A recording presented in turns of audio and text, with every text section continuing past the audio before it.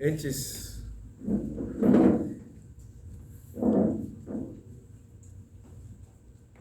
é bom sempre receber um feedback. Quero agradecer, aproveitar essa oportunidade, agradecer Reb Moshe, que cuida para que os nossos shiurim sejam espalhados pelos 4 cantos da terra. Hoje eu recebi, olha como as coisas são, duas providências divinas que eu presenciei no dia de hoje. A primeira, em relação a esses vídeos aqui publicados na internet. Primeiro, hoje, uma pessoa do Rio de Janeiro mandou um feedback, falou: olha, eu vi justo o shiur que você fala, que é a importância do feedback, a gente falou isso nas semanas passadas, e ele falou: então, quero manda avisar para o Rabino, falou uma senhora lá do Rio de Janeiro, que ela fez as pazes, que ela não falava com o irmão dela há vários anos, ela fez as pazes com o irmão, devido aí os shiurim, eu não falava mais de dezenas de anos com o irmão e decidiu fazer as pazes. Eu acho justo receber uma mensagem dessa na Parashá de Korach, né? E a Parashá de Korach fala da questão da discussão entre irmãos, entre o povo judeu, e a Urashi traz inclusive como é grave ter uma discussão, né? Que por causa da discussão de Korach, no momento que a terra abriu e engoliu as pessoas, acabaram inclusive falecendo até crianças, né? Isso tudo pela gravidade da disputa, da machloket, da discussão. Por outro lado, então, vendo justo a parashá que fala da importância, né, de ter harmonia entre o povo judeu e mais ainda entre irmãos, é muito bom escutar como os shiurim tem esse tipo de impacto. Outra coisa, quer dizer, a gente tem que saber que tudo que a gente faz, com certeza, né, algum alcance tem e resultados acontecem. Às vezes a gente não sabe deles e às vezes Baruch Hashem a gente também escuta deles e é importante. Isso daí já vale a pena.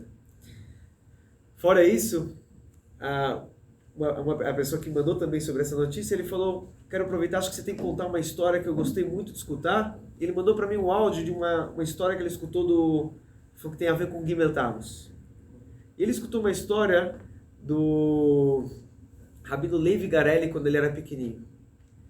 E olha, ele não sabe, então agora ele vai estar assistindo, ele assiste, ele é um dos nossos, né, nossos espectadores assíduos, com certeza, que ele sempre me manda coisa aí pelo WhatsApp. Justo ele mandou essa história de quando o Rabbi Levi Garelli era pequeno. Eu vou te falar que acho que nunca na minha vida escutei nenhum shiur do Rabbi Levi Garelli. Rabbi Levi Garelli é filho do Rabino Garelli da Itália. Justo hoje, vindo para cá no carro, eu escutei o shiur do Rabbi Levi Garelli. Então eu escutei o shiur dele e ele mandou uma história dele de pequeno com o Rebbe, então só isso já... nada é coincidência na vida. Então eu vou começar com o shiur do Rabbi Levi Garelli e depois contar a história que ele contou do Rabbi Levi Garelli de pequeno, que ele me mandou o áudio. Né? E eu vou te falar, sinceramente, acho que é a primeira vez na vida que eu escutei o shiur do Rabbi Levi Garelli, que justo hoje ele mandou a historinha dele de pequeno. Então, só para isso já vale a pena.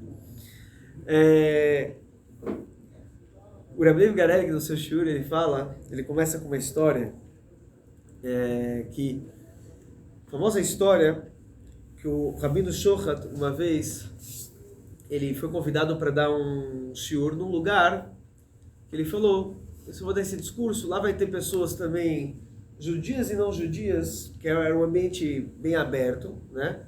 Não sei que tipo de lugar que era, se era talvez uma faculdade, não sei, ou algum seminário, algum evento assim, maior. E então ele era o Rabino Shochat do Canadá, lá de Toronto. Ele foi para o Rebbe, ele perguntou se ele deveria ou não deveria dar um discurso para uma plataforma, para um público tão diferenciado, que tem judeus e não judeus, todo tipo de, né? Se ele deveria dar um shiur assim. O Rebbe falou: sim, você deve ir lá e você deve falar sobre Tzedakah. O Rebbe já falou o tema.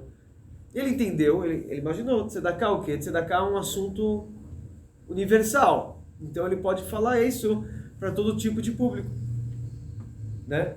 Então ele foi para lá e ele contou uma história famosa que está no folclore judaico, uma famosa história de Tzedakah. Qual que é a história? Que tinha uma pessoa que era o famoso mão de vaca de Cracóvia. O cara que todo mundo sabia que ele era rico, mas nunca ninguém viu ele dar um centavo, ajudar os outros, era o cara mais, né? E ninguém gostava dele na cidade. E aí, o dia que esse famoso, né, homem mão de vaca, ele faleceu, as pessoas então, era uma pessoa muito rica, mas como ele não ajudava ninguém, as pessoas não queriam participar muito do enterro dele, né, porque afinal, em vida ele não ajudou ninguém, então ninguém prestou muita atenção quando ele faleceu, ninguém quis prestar as homenagens, ele foi enterrado lá no canto do cemitério e ninguém deu bola.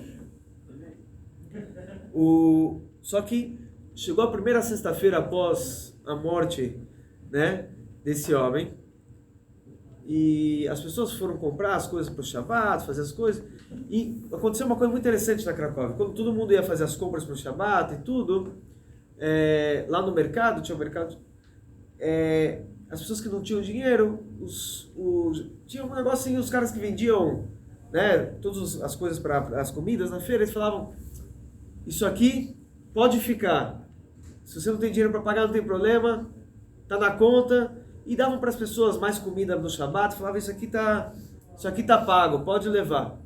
Então todo mundo acabava, mesmo que não tinha dinheiro, acabava levando muita comida para casa no Shabbat, isso acabava sustentando as famílias a semana toda. Porque o pessoal ia para comprar Shabbat, e não tem, eu posso deixar na conta, o cara falava, pode deixar e já tá pago, sabe? E assim ficava. Só que aquela sexta-feira, todo mundo chegou e falou, posso deixar na conta, tô sem dinheiro? Os caras falaram, não, essa vez não tem. Não tá pago. E todo mundo voltou muito triste, com pouca, né, com pouca comida, com pouca coisa para mantimento para o Shabbat. E foi pesquisar e foi descobrir o que acontecia. De forma escondida, aquele homem rico, todo mundo falava que ele era mão de vaca, ele dava tzedakah, escondido para todo mundo. Ele ia pro cara que é dono da mercearia, etc. De forma escondida, ele deixava um dinheiro lá, e um bilhete falava, escrito um bilhete, ninguém sabia, mas ele deixava escrito lá com o dinheiro, isso aqui todo mundo, quem não puder fazer as compras no Shabbat, pode usar desse envelope. E aí tinha muito dinheiro, no final ele pagava as contas de toda a cidade, todo mundo que era, todas as famílias das cidades ele que pagava, e assim todas as lojas ele fazia, com roupa, com comida, ele na verdade estava sustentando a cidade inteira de forma oculta e todo mundo achava que ele era o maior mão de vaca. Ele estava falando, então, como todo mundo, só depois que aquele homem faleceu, descobriu como ele dava tzedakah, e o Rabino Shochad então contou essa história, explicando da grandeza que existe de dar caridade de forma oculta, né? Quando ele acabou todo o discurso dele, veio um bispo, veio falar com o Rabino Shochad e falou, o senhor pode repetir essa história para mim? Ele estava na palestra, ele não escutou a história, mas ele chamou ele no lugar reservado, ele falou, repete por favor aquela história do mão de vaca, né, lá de Cracóvia. Então ele repetiu toda a história, mais detalhes do que eu falei aqui, e o cara estava emocionado. Ele falou, o que foi? Ele falou, perguntou para o bispo. O bispo falou, vou te contar uma coisa, quando teve a Segunda Guerra Mundial, ele falou, meu pai era um soldado, acho que americano, e ele foi para a Europa, e lá ele acabou conhecendo uma menina judia. O pai dele não era judeu, acabou conhecendo uma menina judia, eles se casaram, só que mantiveram isso daí em segredo. Ele falou que crescia a vida inteira como não judeu. Só que, porém, todavia e contudo, no dia que a mãe dele estava indo falecer, entregando a sua alma para o Criador, ela falou, tenho que contar um segredo para você, meu filho. Ele já era bispo e tudo. E ela falou, nós somos judeus. Ela fez o Shema Israel na frente dele e falou, a gente é descendente daquele famoso, tem uma história famosa de uma pessoa que era o famoso mão de vaca lá de Cracóvia. Eu sou descendente dele, você quer saber? É daí que vem a nossa família. E essas foram as últimas palavras que ele escutou da mãe dele. Então esse bispo falou, isso eu guardei comigo, foi uma coisa muito forte que eu vi com a minha mãe e tudo, mas guardei esse segredo comigo. E agora você está contando essa história, né? Tô vendo que realmente ela é famosa e tudo isso existe, isso aconteceu. Eu descendo dele, então isso mexeu muito com o bispo. Passaram-se muitos anos, o Rabino Shochad estava em Israel, um dia viu uma pessoa de barba, quipado, cota, ele falou, você me reconhece? Ele falou, não, pô, eu sou o bispo lá daquela palestra que o senhor deu. Então, aí o Rabino Shochat entendeu porque o Rebbe mandou ele falar justo sobre Tzedakah para aquele público diverso. Então a gente vê que, obviamente, o Rebbe sabia aonde ia tocar, cada palavra e palavra, né, como acender a Neshama de cada Yehudi. Aí, o Rabino Shochat era descendente do Rabino lá do... Era o Teshuvah, eu acho. Ah, também? Também descendente do Rabino de Cracóvia. Bom, a família Shochat é uma família famosa de rabinos. O que o Rabino Levi Garelik, agora da nossa Ashgaha Pratit de hoje, o Rabino Levi Garelik, ele traz essa história, ele fala que o Korach, então, todo mundo conhece o Korach como o grande vilão, ele é o vilão da Parashá, né? Ele causou toda essa discussão, toda essa machloket. Porém, o Rebbe traz numa Sichá, várias Sichot, o Rebbe traz que temos que olhar o Korach por outras perspectivas. Tem muitas formas, muitas Sichot como o Rebbe interpreta a discussão de Korach, né? Tem, cada frase na Torá tem 70 formas de interpretar. Mas uma que ele traz, eu vou resumir porque depois eu quero contar a história do Rabino Shochat de pequeno, que também é a Ashgaha Pratit nossa do dia de hoje. Do Rabino Shochat não, do Rabino Levi Garelik. Então ele traz a seguinte explicação. Ele fala, presta atenção que a nossa Parashá foi dada o nome da Parashá é Korach. E para uma pessoa ter o nome da Parashá, isso já é um grande mérito. Não é à toa que ele tem o mérito. E não temos nenhuma Parashá, por exemplo, com o nome de Avraham Avinu. Lech Lechá podia ter o nome de Avraham Avinu, mas é Lech Lechá, né? Deus falou Lech Lechá para Avraham Avinu, mas não tem o nome de Avraham. Você fala, mas Lech Lechá tá mais para frente na frase. Temos Yaakov Avinu poderia ter várias parashot na Torá. A nossa parashá começa a Vaikar Korach, pegou o Korach. A nossa parashá poderia ter o nome de Vaikar, que nem, por exemplo, tem Vayetze Yaakov, e saiu Yaakov. A gente não chama a parashá de Yaakov, a gente chama de Vayetze. O Vaishlach Yaakov, e mandou Yaakov. A gente não chama a parashá de Yaakov, a gente chama de Vaishlach. Vayechi Yaakov, e viveu Yaakov. A gente chama a parashá de Vayechi e não de Yaakov. Yaakov não recebeu nenhuma parashá no nome dele, mas o Korach recebeu o nome de Korach, a parashá, ao invés de chamar de Vaikar Korach. Isso tudo, o Rebbe fala, aqui é para nos dar uma dica que temos que aprender algo de Korach. Apesar que ele fez a discussão é algo muito grave, mas ele tinha um argumento que também é válido, que é algo que devemos aprender. E qual que é o argumento dele? O argumento dele, olhando de forma, resumidamente, um dos argumentos dele, é que ele diz que eu quero ser Kulam Kedoshim, todos somos santos, não o time santos, né? Kulam Kedoshim, todos somos santos. Madua Tisnaseu Al-Kal Hashem, porque vocês estão liderando sobre a congregação de Deus, nós também queremos ser Kohen Gadol, Kohanim Gdolim. Todo mundo tem que ser Kohanim Gdolim. E falamos já também, quando a gente falou sobre a inveja, que o Moshe Rabbeinu mesmo, o Rashi traz, ele diz, Afanir Otzebekach, eu também quero isso. Só você quer ser Kohen Gadol? Eu também quero ser Kohen Gadol. Porque ele perguntou, por que Aaron era Kohen Gadol? Mas o Balaturim, o Rabino Levi Garelik, ele entra na Sichá do Rebbe como o argumento de Korach ele era muito bem embasado. Não só que Moshe Rabbeinu falou também, gostaria disso, ele falou, mas o Korach falou, podemos mudar. Mas Moshe Rabbeinu falou, mas Deus que pediu para ser somente um Kohen Gadol. O Korach falou, não tem problema. Vemos muitas vezes durante a história que estava destinado para uma pessoa ser Kohen Gadol e mudou. Então, a gente viu o quê? Que quem ia ser o Kohen Gadol no começo ia ser os primogênitos. E não foi mudado para os levitas, para a tribo de Levi, depois para Aaron Cohen. O Reuven está escrito, Reuven era o Bechor do povo judeu. Está escrito que ia ser a primeira coisa, ia ser só os primogênitos. Aí depois a gente tirou dos primogênitos. Mas fora isso, ia estar na tribo de Reuven. E já saiu da tribo de Reuven pelo ato de Reuven. E aí foi para a tribo de Levi.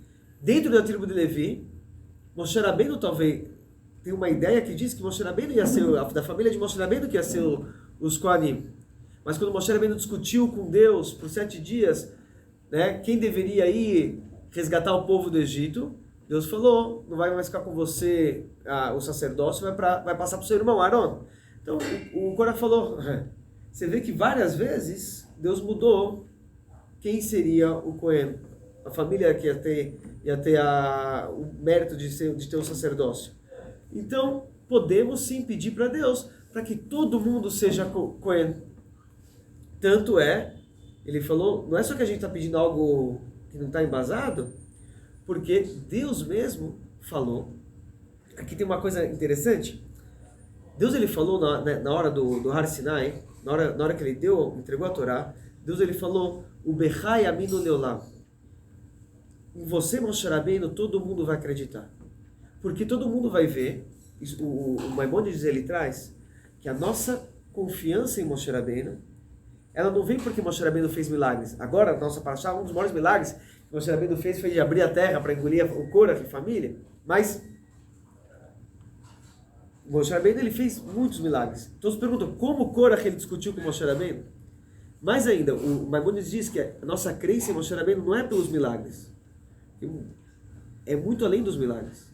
Nossa crença em Moshe Rabbeinu é porque vimos Deus falando com ele face a face. Vimos e ouvimos Deus falando com ele. Já que vimos e ouvimos Deus falando com Moshe Rabbeinu, é por isso que a gente acredita em Moshe Rabbeinu. Não somente pelos milagres.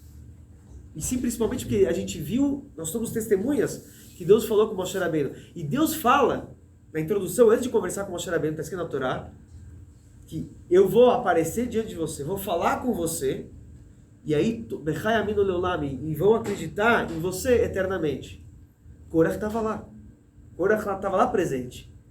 E ele viu Deus falando com Moshe Rabbeinu. Então, como Korah está discutindo com Moshe Rabbeinu? E a resposta é porque Korah também escutou uma outra coisa de Deus. Ele escutou que Deus falou na mesma paraxá, quando Deus estava lá no Har Sinai, ele falou, V'atem tiyu li mamlechet kohanim v'goi kadosh. Vocês, todo o povo de Israel, tiyu li vão ser para mim, mamlechet kohanim v'goi kadosh. Vocês vão ser todos para mim, todo o povo de Israel. Vai ser um reinado de Kohanim. Todo o povo de Israel vai ser Kohen. Então ele falou, a gente escutou Deus falando que a gente vai acreditar em você, mas escutou também Deus falando que todo mundo vai ser Kohen. Então, ele falou, queremos ser Kohen, todo mundo tem que ser Kohen. Todo mundo vai virar Kohanim Gdolim. E então o argumento dele era muito bem embasado. E a resposta, resumindo a Sihá, a resposta que o Rebbe traz é que realmente o Korah está certo para a vinda de Mashiach. Para a era messiânica, todo mundo vai chegar no nível de Kohen Gadol. Isso que Deus estava falando, até Tiuli Mamlechet Kohanim, é quando chegar na época de Mashiach. Na época de Mashiach, todo mundo vai chegar no nível de Kohanim Gdolim. Inclusive diz, o Midrash traz que quando levantar, está escrito que as portas do Bet HaMikdash foram engolidas pela terra. Na época da destruição do Bet HaMikdash, as portas não foram destruídas, as portas caíram e foram engolidas pela terra. Assim está assim tá no Midrash, assim, a gente aprende isso também do livro de Eichá. E quando o Midrash traz que quando as portas subiram, na época quando Mashiach vai reconstruir o Bet HaMikdash, as mesmas portas originais do Bet HaMikdash vão sair da terra. E junto com elas vai vir Korah. Por quê? Porque Korah ele tinha um desejo muito grande de ser Kohen Gadol. E esse desejo dele muito grande de ser Kohen Gadol é uma coisa muito boa. Aqueles 250, eles sabiam que eles poderiam morrer, tinham grande chance de morrer ao fazer um incenso, que é o trabalho do Kohen Gadol. Mas esse desejo deles de querer fazer o incenso, querer se conectar com Deus apesar do risco, é algo positivo. É algo muito bom. Porém, todavia, contudo, temos que saber que você quer se conectar com Deus ao máximo, tipo Nadav e Avihu. Mas não é essa a missão que Deus te colocou aqui na Terra. Deus colocou aqui na Terra primeiro para você trabalhar com o mundo, para você transformar o mundo, né? E só então, quando chegar Mashiach, poderemos ter essa conexão máxima com Hashem, que é ser o Kohen Gadol. Isso todos nós iremos chegar nesse nível igual Korah desejava. Então, Moshe Rabbeinu está falando, tá muito bem, eu também quero isso, mas não é agora o momento. E o momento agora é fazer a vontade de Moshe Rabbeinu. Fazer a vontade do Rebbe, assim que cada um faz a sua missão, assim que transformamos o mundo. Concluo então com a história que esse nosso espectador do Rio de Janeiro mandou, o Levi Garelli, que é mais pra ti, justo ele mandou a história dele de pequeno, e eu vi o shiur dele de adulto. Então a história que ele mandou é o seguinte, que quando o Levi Garelli, que ele era pequenininho, ele tinha 8 anos, ele morava em Roma, na Itália, ou em Milão, acho que em Roma, a família Garelli que era de Roma, e o pai dele era um dos primeiros shluchim do Rebbe lá na Itália, e na época, isso é 1960, década de 60, na Itália, eles eram praticamente os únicos judeus religiosos ali, estava muito fraco o judaísmo religioso. Ele não tinha nem escola judaica para estudar, então ele estudava em casa, com os pais davam aquele homeschooling, né? dava aula para ele em casa. Hoje em dia tem programas para shluchim do mundo inteiro, que podem estudar via Zoom, via internet, mas na época não tinha nada disso. Quando ele chegou a fazer 8 anos, mandaram ele para... Os pais falaram, não dá mais para manter esse estudo aqui em casa, né? Tá na hora de você ir, também não tá muito saudável, só você aqui sozinho em casa e tudo. Já estava também crescendo outros irmãos. Falou, vamos mandar você para Nova York para você estudar numa escola judaica. E o garoto com 8 anos, naquela época, imagina, ele foi estudar numa escola judaica lá em Nova York, ele foi morar com os tios dele. Ele tinha um tio que não era Chabad, ele era da linha dos Hassidim húngaros. Ele estudou, estava estudando numa escola Chabad lá em Nova York, mas ele morava com esse tio que era Satmer. E aí quando o tio, em 1968, ele trouxe o garoto na sinagoga, esse tio era um tio mais velho, já tem idade de avô e tudo, ele trouxe um garoto diferente na sinagoga de Satmer lá. Um amigo dele olhou, outro Hassid de Satmer olhou e falou assim, quem é esse garoto? Ele falou em Yiddish, falou, ele é um italiano. O cara pensou, italiano? Ele pensou que era um italiano lá do Brooklyn, na época tinha muitos italianos do Brooklyn, né? O que você está fazendo com um garoto italiano? Ele falou, não é, não, ele é meu sobrinho, não é? Não um italiano assim que eu encontrei na rua, não um italiano. Ele é meu sobrinho, ele mora na Itália. Ele falou, mas um garoto religioso mora na Itália? Como pode ser que um garoto religioso mora na Itália? Ele sabe estudar? Ele falou, não, ele fala Yiddish. E ele falou, como assim? Impossível. Ele sabe, na época, quando eu era pequeno também, assim, quando você ia numa sinagoga, as pessoas perguntavam, a primeira coisa que perguntavam ao garoto, o que você está estudando? Me fala que Gemara que é. As pessoas perguntavam, você fala que Gemara que página, já passei por isso, em algumas sinagogas quando eu era pequeno, ainda os velhinhos eram assim. Fala, onde está estudando? Ele perguntava, que página? Eu falava página, ele falava, me fala o Toisos lá de cima, qual a explicação? E ele começava a fazer perguntas do Toisos. Tinha pessoas assim antigamente, né? Então ele começou a perguntar para o garoto, começou a perguntar que Mishnah você está estudando, que Gemara, e ele começou a responder com 8 anos. Ele respondeu a Gemara, respondeu a Mishnah. Esse Hassid Satmer ficou impressionado, ele falou, como pode ser um garoto italiano, morando na Itália, ele sabe de Mishnah, sabe de Gemara e tudo.